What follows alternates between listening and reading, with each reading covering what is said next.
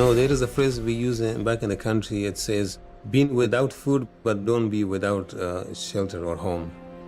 Shelter is very important than food. I was working as much as you can work, like 3 jobs. Even with all of those efforts, I couldn't afford to even get a little bit time with the kids.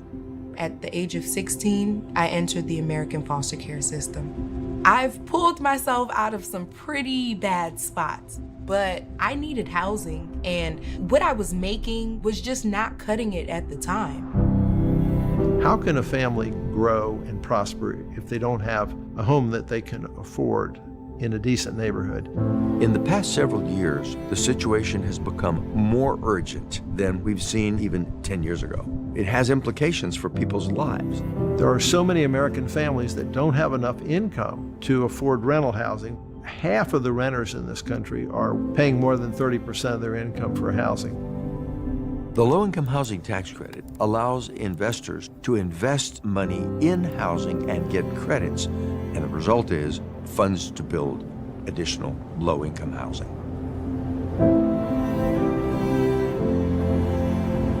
The Section 8 vouchers are the primary way to help people afford housing. Vouchers are a way for a resident to get into an apartment that costs more than what they can afford with their 30% of budget allocated to housing. There definitely would have been a lot more detours, a lot more failures, a lot more uncertainty. Now I know that I can enjoy the life, being with the kids, and have a brighter future. First off, I think housing is a nonpartisan issue, but I certainly believe that the bipartisan approach to solving it is what needs to happen. Every social goal that we want for the people of the United States revolve around housing. A precondition for making progress is to have a decent place to say, tonight I'm going home to rest.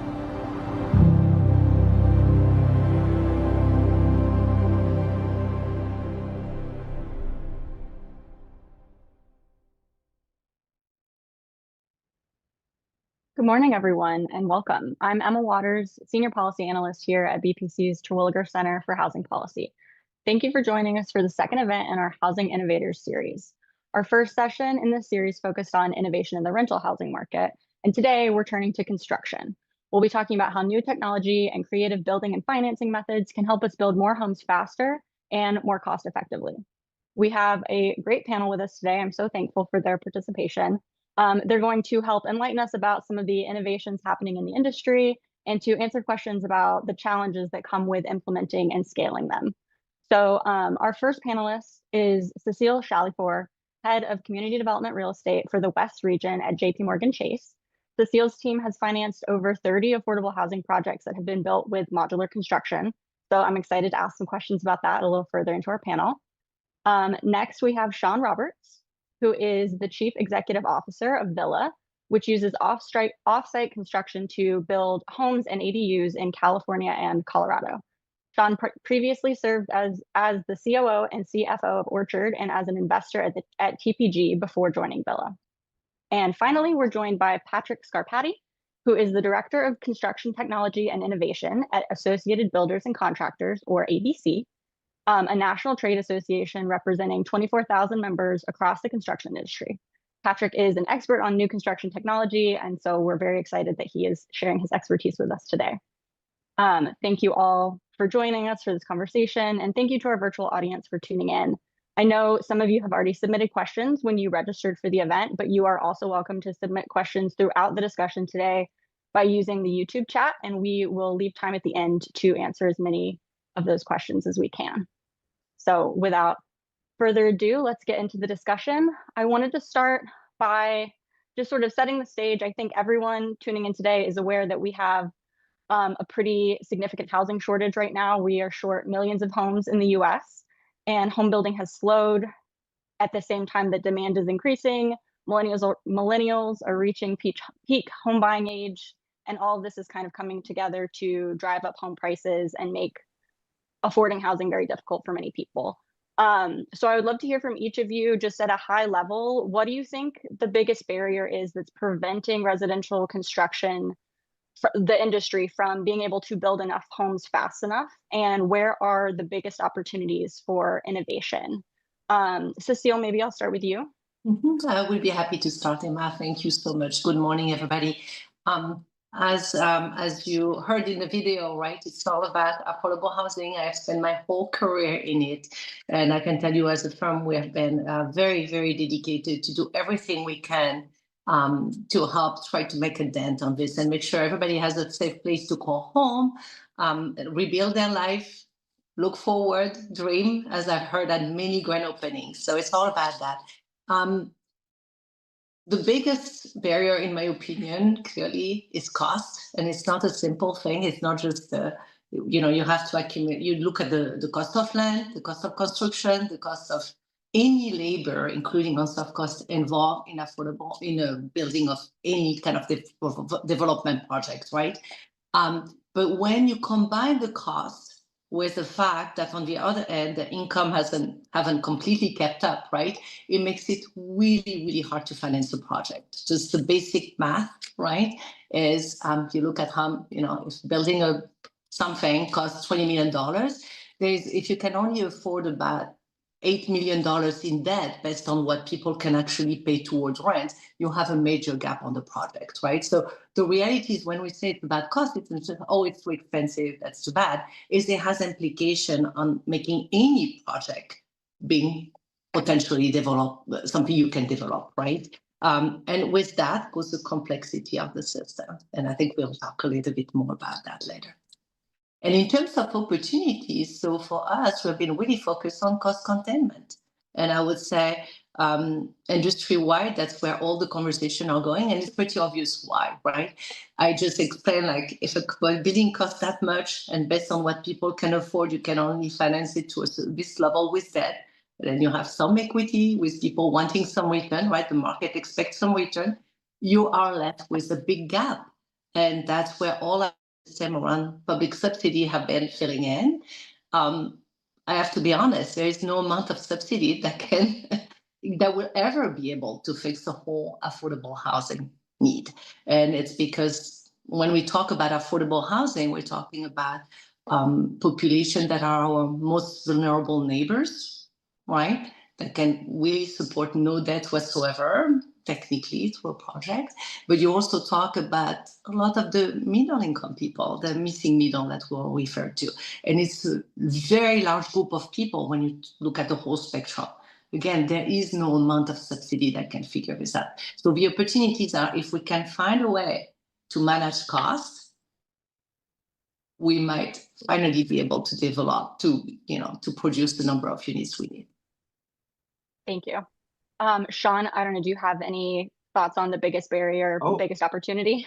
I agree. I'd say cost is a big one, but I think the cost is also somewhat symptomatic of too much of the industry focused on building the wrong homes in the wrong way. And what I mean by that is, if you think about this specifically through the spirit of your question around, providing more homes that like millennials can afford, which is their first time home, like we as a country have underbuilt starter homes for the last 20 years. And you can look at all the data around, the average or median size of a home being built and the proportion of homes that are sub 1,800 square feet. And we're just building, at least too much of the industry in the production home building space is focused on building really big homes where they can drive their margin. And that's a really good business for them. But it doesn't serve the needs of a first-time home buyer because we're not creating that new supply of entry-level starter homes for people to get onto the home ownership and equity building ladder. And that part of the market is just being undersupplied. And that's a function of cost. It's a function of land use, where a lot of land is set up in a way that it makes sense to build a really big home rather than a more modestly sized, smaller home. So there's a bunch of issues that layer into this, but I would argue we're not building enough smaller entry-level homes in general. And the way that we're building the vast, vast, vast majority of housing in America is with traditional site-built methods that are structurally less efficient than the way a lot of housing is built in other parts of the country, which have greater shares of offsite construction. And that's been a big focus of our business, is really attack this in our own sort of little way, which is to go after, smaller entry-level starter homes and use modern offsite construction methods to attack the cost problem that Cecile was mentioning. And I believe there's a really big opportunity for that. And the industry is going to look really different over the next decade as a result. But the biggest barrier is the focus of the industry is kind of in the wrong place in some ways, which is a function of incentives, so it makes sense, but doesn't mean it's the best way to be doing it. Yeah. Patrick, what about your perspective from the industry, the contractor side? What do you see as maybe one of the barriers holding this up? Yeah, I like the points we've been discussing already when it comes to cost, it comes to the types of housing, and that sounds very valid in today's day and age. But on the construction side, I think it's a lot of those points that include the labor shortage. You know, that's a big narrative right now. I'm sure we'll probably go into that and a little bit on this panel. Anything in and around permitting that could include entitlements, land, and all that. I think Sean mentioned that. Supply chain, and not so much on the availability of supply chain and backlogs, but the overall cost. It seems to fluctuate quite a bit. So budgeting and any type of pre-construction activities could prove challenging at times. And then, of course, for any owner and developer out there, to the first point, when it comes to money, it's the capital risk involved for affordable housing. Who's financing it?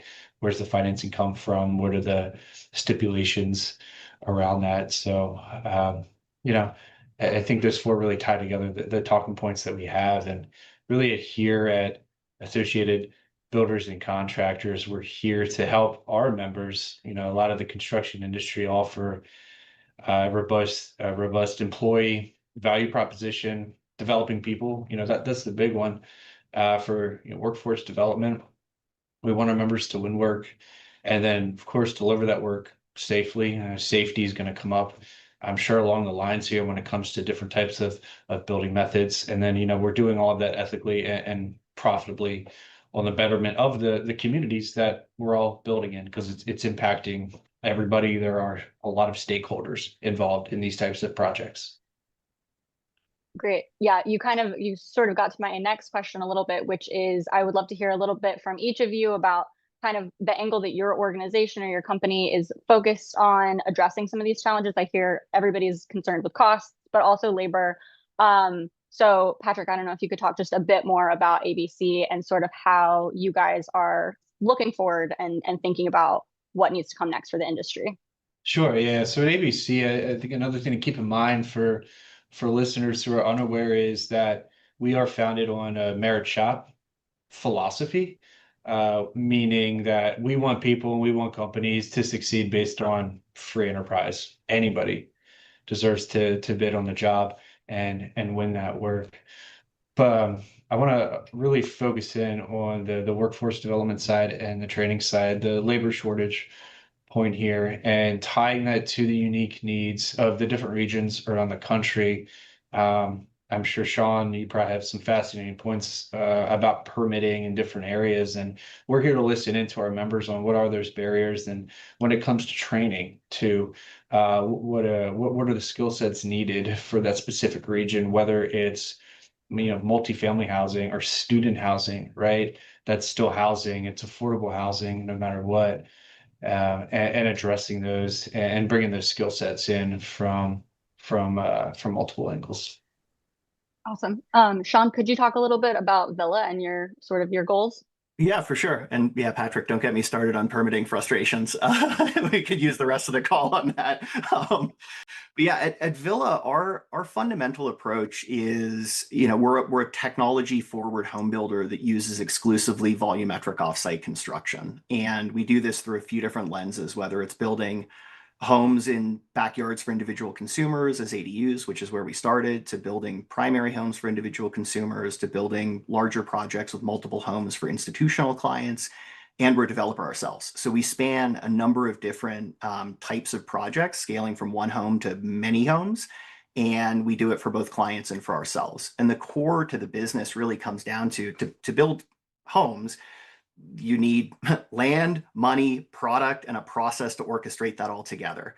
And the way that we've looked at the problem set here is this is fundamentally about optimizing the resource stack that goes into all of those inputs to get a home built. And one of the stickiest parts, and we've hit this several times on this call, is labor. Especially when you're in high cost, trade constrained parts of the country, such as those where we operate in the Western US, we found that using volumetric offsite construction allows us to reduce the totality of the labor inputs in a project, which ultimately reduces cost, risk, it accelerates speed, and it allows us to deliver housing that can be ultimately more attainably priced to the end buyer on a market rate basis, while still creating a lot of very high value jobs for folks both in factories and in the field, which are very important, but it is directionally reducing the amount of labor and making that labor more productive and efficient, particularly the labor out in the field. We get a pretty real force multiplier for every human we have working on our projects on site because so much work can be done with our factory partners offsite. And as a result, we're just taking cost and time and risk of weather delays and other issues out of the vertical construction process, which we believe is a fundamentally better way to be building housing.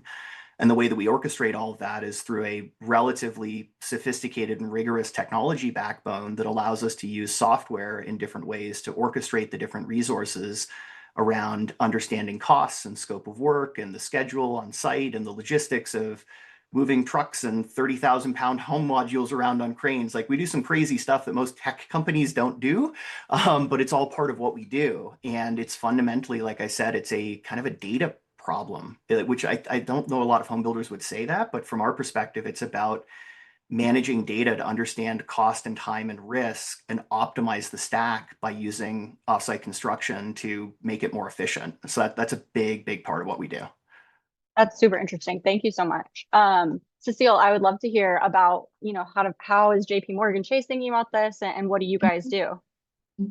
Very different angle, obviously. But technically, what we have been doing is really put everything that the firm has to offer behind some of those efforts, right, around modular in particular. And not just talking about it, but actually putting our capital behind it, which is the big test, right? And so, as you said, Emma, we have financed over 30 projects nationwide that are modular, that include mostly light tech and some workforce housing projects, right? And that's both on the debt side, construction and perm, meaning long-term, meaning we're really committed to it in the long term, right? And investment. And I would say we'll talk more about it, but in big part because our construction team has been a very fervent supporter of modular, and we'll again go in more detail after that. Philanthropic capital, which is essential based on how the system works, and really encouraging innovation, supporting developers, CDFIs, different entities who need some support to really lean in modular. Proprietary research, and I will give you a little bit more about that, and policy advocacy. So it's really technically everything that the firm has to offer, right, to try to support the field in making progress in the direction of all the factory built type of housing. I say modular as a shortcut, but that includes a larger world of option, obviously. On the research and advocacy, in particular on the policy side, our team have produced I started last year a new series called Building Blocks. And last year, the first publication was focusing on state and local solutions to expand access and improve affordability, and kind of trying to share lessons learned, what different states, different cities have done. That was very interesting along those lines. And this year, we're taking a closer look at efforts specifically on different policies at the state and local level that can help unlock the potential of construction innovation. Because as we will discuss, there are all of its ideas, but the biggest complaint we get about modular in general would be developer telling us, I'm not sure the savings are there, right? Like the whole idea of cost containment, and people say, I'm not sure the savings are there. Well, actually, there are in many times. Many circumstances, they might not be as much as people expected, but there are actually structural reasons when we don't see them. And so you can actually make a lot of difference on the policy level to really unlock the potential. So we finally get to see the savings everybody's talking about consistently. All right. So again, it's kind of all this, that's kind of four-pronged approach, but the biggest one, I would say, like one of the most meaningful one was us actually investing in projects and saying it works and we are comfortable with it. Okay, and we'll talk more about that. Yeah, that leadership is so important. Before we get into a little bit more about those details, Patrick, I would love to hear a little bit from you about what you're seeing, how new technology is being used on job sites and across the industry. I'm particularly interested, because I know a lot of the audience will be as well, about the use of AI, and what sort of benefits you see that bringing to the industry. Sure. So I clocked it. I think it took us 18 minutes to mention. Yeah. Now we're in it. We're in it now, guys. Watch out. But it's a broader question, right? It's about technology. AI clearly falls into that category. But if we're talking directly on job sites or even operationally, just digital workflows, digital project management, it's going to be your most common. If you see the workforce on their phones, on their tablets, like they're using some kind of software. They're looking at drawings, submittals, specs. They're managing a project, and that can include a lot of the financials. So that's really going to be the bulk of it. And then a lot of the other use cases, just technology in general. And when we talk about progress monitoring, if we all have a phone, we all have a camera, right? And it's not just taking pictures and uploading them into the middle of nowhere. There's softwares and technologies out there that are analyzing these photos. This is where AI comes into play, and you can get progress monitoring reports, or if you have a schedule that you've built out, you can tie progress directly back to that schedule and get automated reports for your executives or for, again, all your stakeholders involved in a total overall development. I think something else that's fascinating in the technology space is how we're using it for training and upskilling. I think there's a lot of powerful tools when we're able to introduce any of them into the classroom space, whether that would be starting in high school, CTE programs, or getting into your apprenticeship pathway.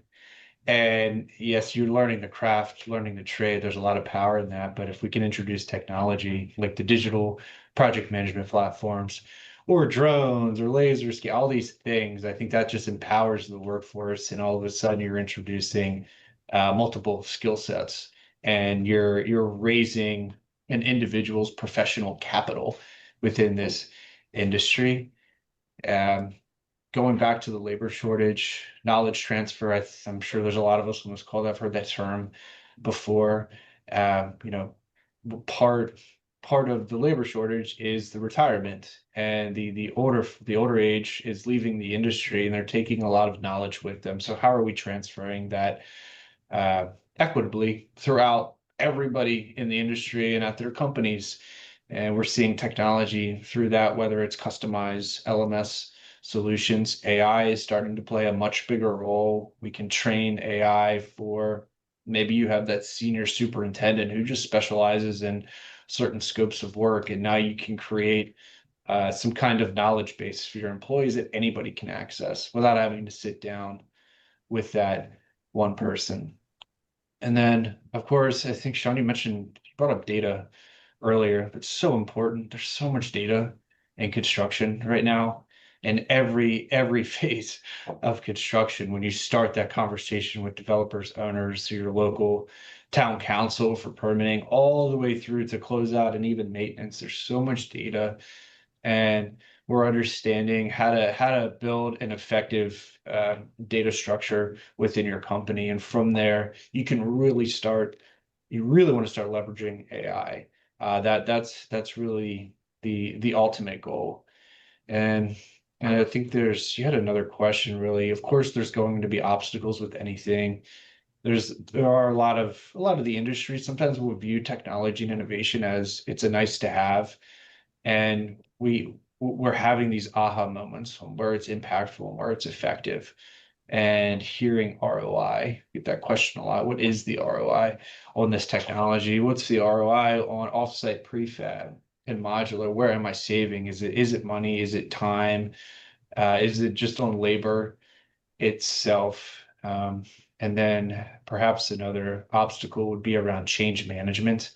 Granted, anybody's been on a construction site, things change daily. So yes, I think we understand how to certainly know how to react and solve issues, a lot of critical thinking on the fly. But when it comes to technology and innovation, that's a cultural shift across your entire business and everybody involved with a project. So there's going to be some education involved with that to have what successful change management looks like.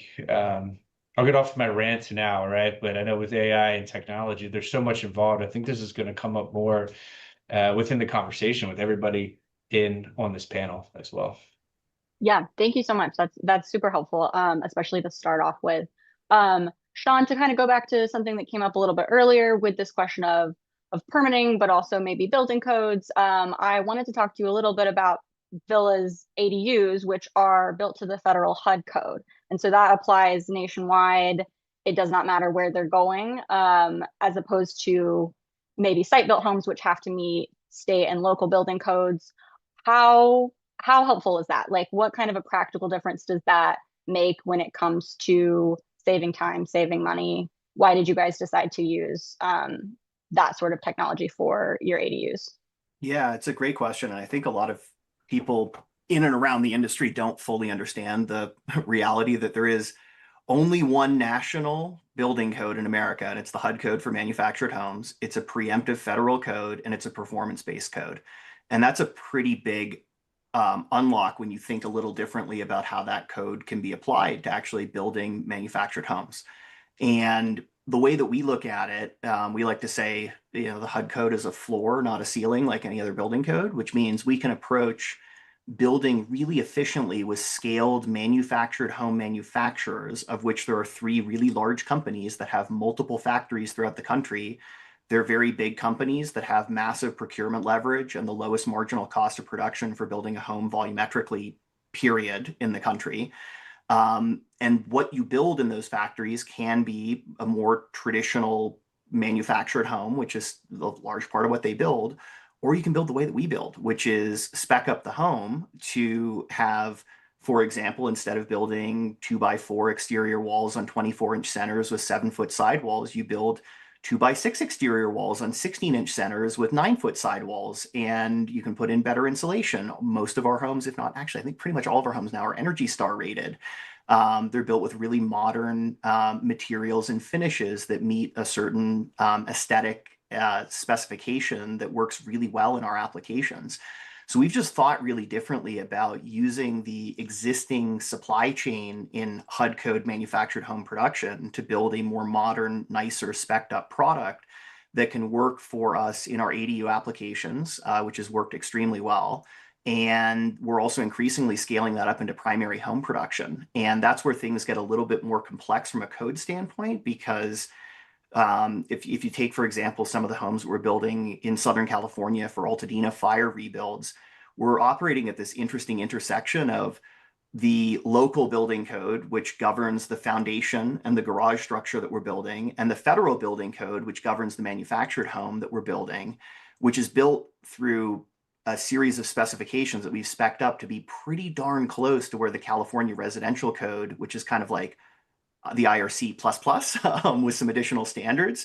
We can build a manufactured home that gets really close from a building performance and specification standpoint, but we can build that way more efficiently in a factory setting. And that is a very big, pragmatic, structural unlock for home building in America that I think a lot of people really don't fully understand the potential of.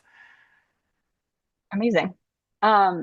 Okay, on the other side of that, I would love to turn to you, Cecile, and talk about your experience sort of with some of these affordable factory built projects. And on the other side, obviously there are cost savings, but then are there also financing challenges? And what have you seen sort of at the deal level, and how are those challenges addressed? Mm-hmm. Well, yes, as you can guess, out of 30 plus projects, we have had some issues. So to be fair, we do have issue on traditional construction builds, right? But actually it's not that many, but they fall into a few buckets. And I think they're really interesting. The issues we've seen are interesting because they explain why some of the financial markets have not jumped in yet on modular and all this type of construction. So let me go through a few of them. The one that everybody typically think about is the fact that because you need a big deposit for modular, right? Like, so you have to figure out, the developer has to advance the money to get on the pipeline way before you have any collateral as a financial institution, right? So very difficult to finance. It's pretty much asset-based lending, if you want, meaning you're making a loan and there's not much behind it, right? Very difficult to do. I think on this side, we have seen mostly cities, foundation experiment and help the developers. On our side, what we've done is giving confidence to the developer and to all the party that at construction closing, we will reimburse the deposit pretty much on day one.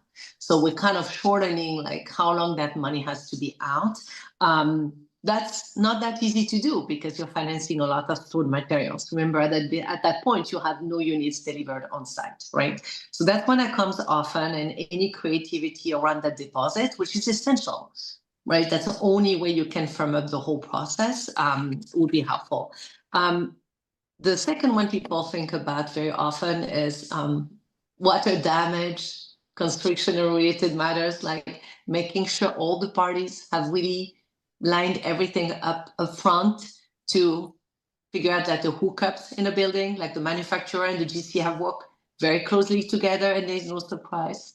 All of these things that are construction-related, I would say they fit in a category of experience. It's just these days in modular, when you have a developer, contractor, an architect, and a modular manufacturer, you know, out of the three parties who are not on modular, these days you still have most likely one party who have never done it or have done it only once. So there's definitely some coordination and technical problem that can come from the lack of experience. So on that front, I'm hoping with time, as it becomes more business as usual, you will have some gains on the experience side that will help with some of the direct construction issues.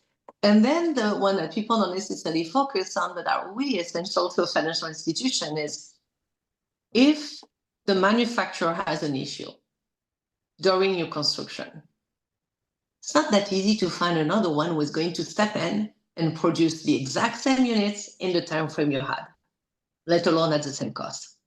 All right. And in the low-income housing tax credit work, time is way not on your side, but I would say in general, right? Any developer is going to want to make sure things move smoothly, and any financial institution is going to want the same thing. So the example we had was, a project burning, right? Well, find another manufacturer who can do exactly what you're missing in the time frame you had. That's really damaging and costly. The other one we had was like a manufacturer failing because they didn't have enough capital. And that one is an essential risk in that industry to date. Most of the modular manufacturer or similar type of production are constantly in capital raising mode. And it's extremely hard, to be honest, to underwrite them or assess where they are, what are the risks that somehow during the construction, they might walk on you, disappear. And we had one of the situations happen, okay? I'm saying it as plainly as I can, right? That's the reality of it. What happened in that case, which was, let's talk about the one that was the most challenging, right? The GC stepped up, right, to kind of finish the product, hired the employees from that company that fell apart, finished the units, was able to figure out how to hook up everything, assemble everything. The developer was very patient, lost a fair amount of money, but figured it out. The city stood behind it. To be fair, though, it happened only once. It's not that common, right? But that is the risk that people are thinking about when they think on the financial side, right? So there is no way to sugarcoat it and pretend it's not there, right? And in terms of how we got comfortable with it and what can be done to help with this thing, anything that can help the system being more business as usual, a big part of the production chain will help. Think about other countries where modular and similar type of production are more are a big part of what gets built. What does that mean, right? A modular manufacturer fell, you find another one. If, like Sean said, you had more standardization, I mean, the product is not that unique to whatever city the project was supposed to be in with this modular manufacturer. Somebody else can come in and figure out fairly easily the same product, right? If a manufacturer is struggling because somehow one project fell off their pipeline, which cost them a whole lot of millions, and they don't have another project to put in, if you have more that kind of flow of demand regular, right, then you can find another one to put instead of them, which means on the financial institution side, you have suddenly a manufacturer you're much more likely to be able to rely on, right? So you're more willing to put your dollars behind something like that because you know, okay, problems will happen. That's just the nature of construction. But at least there is a plan B that's pretty likely. Right. It sounds like a lot of these challenges are sort of coming from the fact that a lot of these projects are the first time people are working on them. This is sort of new to a lot of people. So we're still just kind of getting everybody comfortable with the situation. I'm wondering, are there any federal level policy like ideas that would maybe help sort of smooth that and help lenders get more comfortable financing these projects so that more can get done, so that the industry is more familiar? I think Sean and Patrick actually touched on a lot of those points, but I would say standardization is key. Standardization is key. Yeah. I would say that, right? Like the reality is like you have any prime, you have to figure out like what local code said, you know, on something. I mean, it can be a big thing, it can be a small thing. When things are too different, custom made, one-offs, complex to figure out for the team, they cost money. So anything to help with making it smoother, simpler, will make a big difference. That's for sure. I would say there are a few other things regarding labor, right? Training, Patrick mentioned it. These are huge opportunities to get a very skilled labor force that can more transfer from one project to another, to one type to another. I do think education for the developers come from that, being able to trust that there is a reliable workforce behind this, that they can hear about lessons learned, you know, successful project. That it should be national. There is no reason why all this thing will be local, right? So anything around education, training is really essential for sure. But again, standardization is the first one. Now, the standardization by itself, like think about it, what it does, right? It helps with experience, because clearly it's easy to train a few people on the same thing than on 20,000 different things.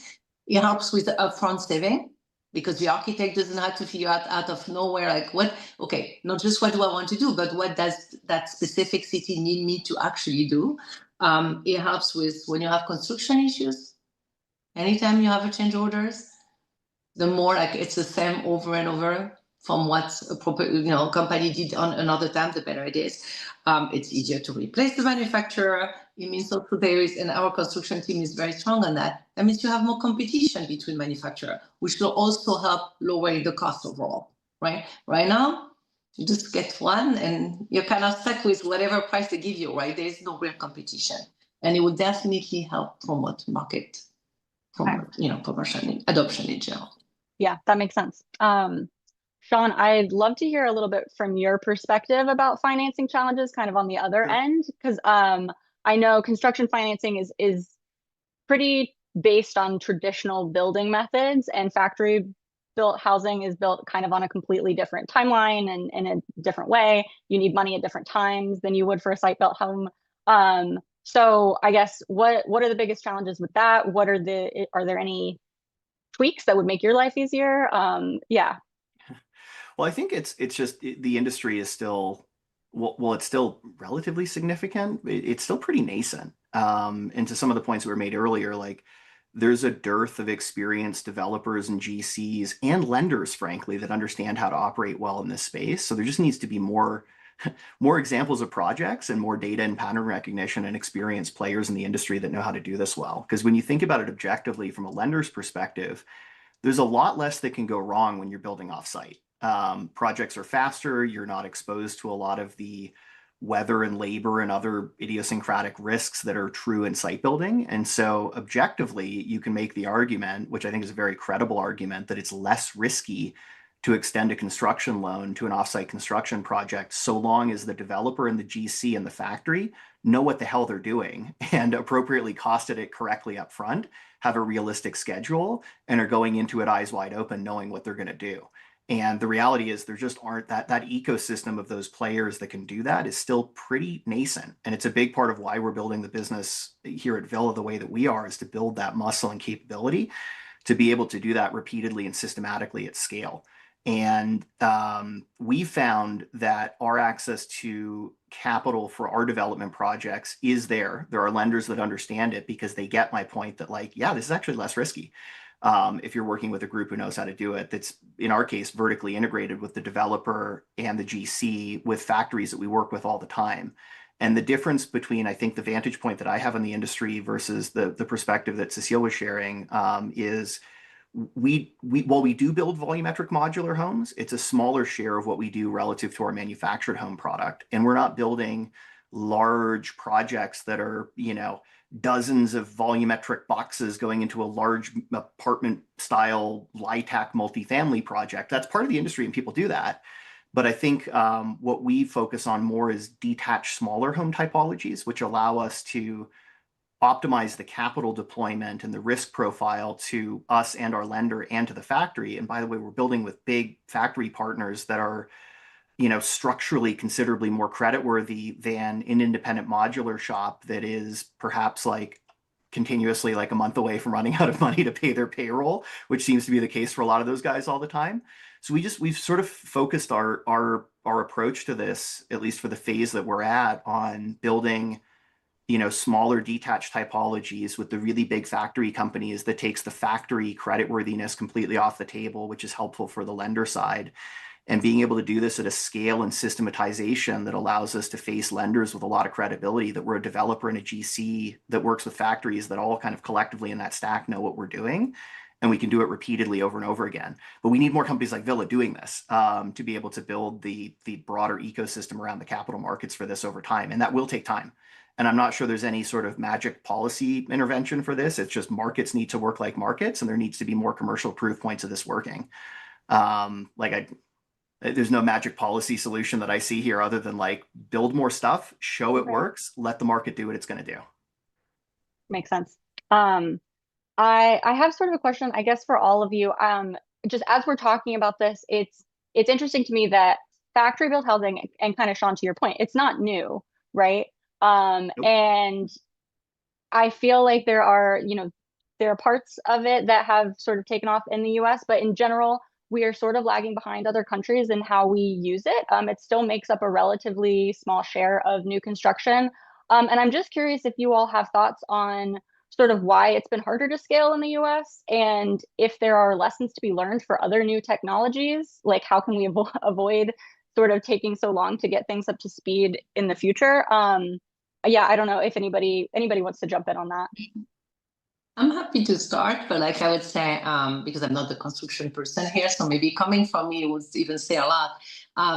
It's fascinating to see like how people don't have confidence yet on about the quality. And we are a very large firm. We have a very strong construction team. And I would say what they say to me all the time is what we've seen in other countries is factory built housing is not only cheaper and faster, it's also very often better quality, because it is produced in factories. So there is more reliability. There is less exposure to weather element. It's also safer in many ways for the workers. And we have seen long term, the quality is there, 100%. There can be some challenges when you assemble the units, when you move them and everything, but all of that can be built in and the quality is there. I think the complexity of the system, the lack of standardization is one of the reasons compared to some other countries, like again, that parcelization of like walls and who does what, and the fact that it's also really hard to share lessons learned at the national level has a lot to do with it. So developers don't really know. What they know is the word of mouth from people, around them. You have a lot of creativity, but there is not one place to go to say, who can I trust? Think like Sean was mentioning Altadena. I happen to live in Pasadena. A lot of my friends are in Altadena. And a lot of them are rebuilding their homes. And I would say part of the challenge is when the fire happened, you had, I'm going to laugh, but like probably like hundreds of companies reaching out to everybody they knew in the market. The people who lost their home, the city, the county, funders, anybody you name it, to say, I have a new product and it's fantastic. And people were on the other end, on the receiving end, are like, I don't know which one to trust. What has been proven, right? Where do I go to know who to trust and who has a proven, model? And again, it goes back to parcelization. So I think it's, for better or worse, that's probably one of the big differences with some other countries, and where we could help, right? Like, and I think Sean said it for the manufactured housing. You have one code, everybody knows it.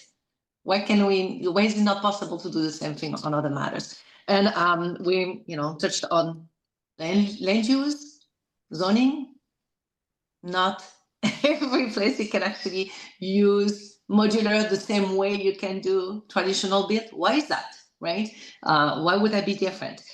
Second, building code requirements we talked on, they're not the same thing, not the same definition. And permitting, I think Sean and Patrick were laughing earlier about permitting, but we heard that from developer. If you make it that hard to figure out all the steps all the time and for all the parties, guess what? They're going to default to more traditional building, because if it's time consuming, it costs money. So nobody's going to make that choice just because they think construction and innovation by itself is a great idea. If we want the market to pick it up, you have to make it worth their time. Mm-hmm. Sean or Patrick, anything to add on sort of how we could make it easier to scale up some of these new technologies? Yeah, I'll jump in, and with just offsite in general, what's fascinating is I guess with the demand, it seems so fragmented right now. So perhaps that's the scaling issue. We're seeing pockets, clearly where Sean's located, right? Or just different regions and pockets. And there's only so much demand for it right now. And that could drive the cost or other variables associated with that. And then Sean mentioned this earlier. I love that term, vertical integration, and that plays heavily into the design side, and having that true integrated design process in team where you're including that GC or the end, who's delivering it in the end and installing and putting it all together, and then of course the owner. But when it comes to designing for modular and for prefab, it's going to look different than designing for your traditional stick build method. And does that start in school, in the education side, architecture majors or engineering majors, or does it start somewhere else? And is that a mentality shift on, it's almost like you're creating puzzle pieces and you're putting them together within the design process, but having that builder there, that GC, means someone speaking to the constructability of it, because even after if something gets delivered, whether it's a whole modular solution or the parts and pieces of different units, things are going to still need to be put together. It'll be quicker than your stick build, but there's still processes associated with that. And then I think a question for me, I'm more curious about the overall costs tied to offsite logistics. And by that, I mean like things like transportation. Of course, you can see like with today, the price of gas and everything. But just transportation, location of a facility. If there's a build facility, an offsite facility, where is it located? And are they restricted to building out to a certain radius from that building? Or maybe you're close to a rail system and you can transport materials a lot further, or how are you transporting it? And that's something I've always been fascinated by, on how things like that are going to get better and more accessible. As far as the policy stuff, and there's not one, right? We talked about that. I don't think there's really one.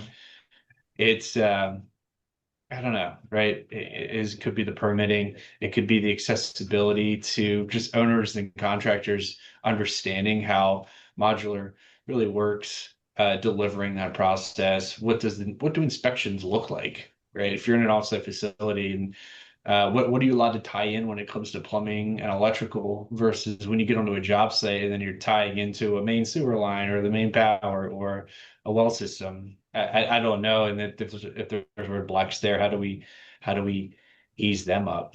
And then I think ultimately with technology, because technology was in this question somewhere, uh, is technology ultimately helping the people building these modular solutions, prefab solutions, offsite skids, whatever? Is technology helping? I think that's really the ultimate solution. And if it is, then there's progress and there's efficiency built into that. Can I tack on a little bit too? Yeah, please. So on the question of like, why is it hard to scale factory built housing in America? It's fucking hard. Like, it is probably the hardest category to drive innovation in America in a lot of ways. It is, for all the reasons we've talked about, highly regulated. There's a lot of very clear black and white outcomes on putting massive amounts of capital to work, and either it works or it doesn't. So you can't just be like, oops, we got it wrong, we're releasing a new software patch next week. Like, you're committing to very long cycle times with large amounts of capital in an industry that is very, very resistant to change at many different stakeholder levels throughout the entire industry. This is and this is part of why I love innovating in this space, is because it is really hard. And as a result, and it's hard for a bunch of those reasons. And if you look back over the last 10 or 15 years, like, there were a lot of new entrants coming into the factory built housing space, particularly on the modular side, when capital was cheap and free flowing and rates were zero, and you could raise $1 billion to build a factory that maybe made sense in year 10 of your pro forma in an Excel model, but actually made no practical sense in reality. And like, all of those very high profile struggles and blowups of those companies have really shut down the capital markets interest in funding innovation in this space. So it's structurally very difficult. It's financially very difficult. As a result, the amount of talent coming into this space to drive innovation is pretty limited. Like, we're blessed here at Villa to have a really good team of really, really smart people, but like, I'm not aware of someone else other than me that's gone from Wall Street to becoming a licensed general contractor at a mobile home retailer, right? Like, there just aren't that many people choosing to do this because there's easier places to drive innovation. And I think fundamentally we've got a talent problem that needs to be addressed in this category, that we need a lot more smart entrepreneurs that are excited by taking on this challenge set and approaching it with a very pragmatic view of innovation. Because this isn't like building software or, something that can go really fast, like an AI company, and have a big outcome. Like, this is a game of slow, incremental, deliberate, collaborative innovation across a very complicated set of industry stakeholders. And a lot of entrepreneurs really struggle in actually making change in that environment, which I think we've seen for decades here. So I have like somewhat of a different view on this than other folks might, but like, this is a hard category, and we need more smart people attacking it, and we need more capital market support around driving innovation here, because this is really the only way that we're going to be able to build what we need to build in terms of housing in America, is by adopting more offsite construction. And I'd say one of the root causes of why we haven't done it for the last 50 plus years is labor has been, up until recently, relatively abundant and cheap. And there has been a lot of policy and a lot of lobbying from the site built construction world, which is still like 15% of GDP, to drive that part of the industry. We don't have that labor anymore. This needs to change over the next decade. Otherwise, we're not going to be able to keep up with the structural demand for housing. And if we're going to keep up with that, we need more smart people in this industry doing this stuff. So for what it's worth, that's my take on it. No, that's interesting. And that actually ties in very, very well with my last question. We're running out of time, and I want to make sure we have time for some audience questions. But I did want to go back to something that came up earlier, which is the labor shortage, Patrick, that you alluded to. And just sort of like, how is technology impacting that? I know we need a lot more construction workers. And is this making, are these new technologies making the industry more appealing to people who might not have otherwise considered construction? How is that interacting? And do you think that we are going to be on track to have enough construction workers to build the housing that we need? Yeah, 450 is a big number, right? In 2027. Mm-hmm. So, and it's not just us at EBC, it's the industry as a whole on how we're making this an attractive business for the skilled workforce, and the messaging and the marketing behind it. And yet technology and innovation, that's certainly is playing a role, whether it's 3D models, BIM, just the overall gamification of what's happening in this industry, simulating builds. Even in the modular space, you have to build it out digitally in your computer, and that's I think a lot of maybe the younger generation, they're already doing that and just don't realize it, that can literally be translated into construction somehow. But I think overall, and I definitely want to get to some audience questions too. Hopefully we have some, so I'll try to make this as brief as possible. But if you're looking at if there's other industries, whether manufacturing or even IT, finance, whatever, like what is the future of work for construction and skilled labor? What does that look like? If we go back 10 or 15 years, can somebody in construction, can they say, you know, the position I have today, did it exist 10 or 15 years ago? Probably, right? If you're a skilled plumber, journeyman, electrician, whatever, sure, right? And the way it's approached could look different, but I think starting now with it feels like things are accelerating in the innovation and technology space. Part of that could be due to investments getting thrown at it right now, but what do some of these jobs look like in the next 10 years? And how are we going to address that? And technology is going to play a huge role in that. I think reskilling, you know, there's still a large part of the population that maybe they're in between careers or they want to decide on a new career. Can we transfer skills over to construction? Are we giving them easy access to do that? So it's not just going after what the future workforce looks like with the younger generation. It's the existing workforce too that maybe want to transfer over into construction ultimately. I hope that was short enough. Do we have time for questions? We do. We definitely have time for Okay. questions. Good. And we have gotten some good ones. So I'll start off with one that is also sort of kind of on this workforce question. It basically someone is asking nonprofit developers are worried, like if they're worried that shifting to factory built housing might undermine local workforce and sort of move the construction labor to other parts of the country, maybe where the factories are. So I guess it's just sort of kind of how do we think about that? How do we scale, you know, offsite construction without weakening local construction industries? One point on that I think is maybe a bit of a misperception is like when you use offsite construction volumetrically, like, oh, everything gets done in the factory. A lot of stuff gets done in the factory. There's still a lot of stuff that needs to be done on site. Like you need to do site prep, excavate, put a foundation in, do all your utilities, move the home, set the home, stitch the home. Like there's a lot that goes into it. So you're still using a decent amount of labor on site because you have to. And the way that we think about it is that labor is actually able to be potentially, arguably slightly better compensated and be able to be more productive because you have the force multiplier of doing a lot of stuff offsite in the factory. So you're not eroding the need for local labor because you're just sort of repurposing it and being able to get more output from that labor. That's kind of our perspective. And in places where that labor isn't available, it's kind of the only way to get it done.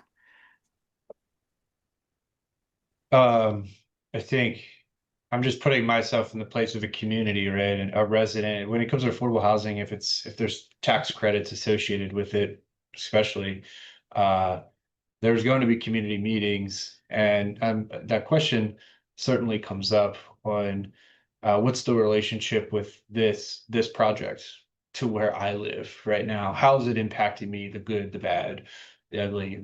That's the public note on it, and Sean, you're right. It's things get delivered to construction sites every day, no matter if it's stick built or not. They're getting made somewhere in a factory elsewhere. It's just maybe we're getting more true modular solutions getting delivered, but the local companies, local construction companies, zip code are in that region. You know, as long as they're qualified, they just obviously deserve to get that job and build it and install these parts and pieces or deliver it on site and tie everything in. Okay, thank you. That's helpful. I have sort of a question about the perception of factory built housing generally by maybe local communities, and if any of you have seen that impact projects, how and if there are any, I guess, best practices for sort of getting local communities on board and kind of understanding that this is still quality housing that, you know, is not going to negatively impact their neighborhood. I'm happy to weigh in on that one. I would say like any of our affordable housing project that has been done with modular I would guarantee nobody can guess they're modular. And again, I did learn that over the years. It's not like it's something that was ingrained in me, but like you walk in by the building, so externally or inside the building, I can guarantee you cannot guess it's modular, right? And the quality is the same. I mean, it's the same as any product. You might have a variation between different manufacturers. Some will do a better job than others, right? But what I would encourage people to do is like figure out like with your developer, your local community, who has done one, and go and see it. And that's why I was saying earlier, like you have to be able to, we have to find a way to share lessons learned, to demonstrate what people have done, because when they see it and they see the quality, very often that makes the conversation much easier. And if I may add, right, we don't really have a choice. We owe it to our communities to figure out how to bring the costs down. Absolutely. If we care about our communities, right, like so. And the quality, again, I would say I will vouch anytime, any day for a good quality product with modular compared to some of the other more traditional things that are built where the quality might not be there, by the way. So anyway, I think some of it is really getting lost in translation, in my opinion. You gotta talk to the community too. Like I agree with all that. Like we're developing and just recently delivered a bunch of manufactured homes into an infill pocket neighborhood or cottage court development that we're doing north of San Francisco now. And we've just been really engaged with the community. Like talk to the town, talk to the planning department, talk to the building department, talk to the neighbors, show them rendering, show them the product, walk them through it. Like it's a lot of winning over hearts and minds. And you're exactly right. Like when people see the product and they're like, oh yeah, this looks like it fits in the neighborhood. And oh yeah, it's wonderful inside. Like it's no different, but it's hearts and minds, and engagement is the key to that. Yeah.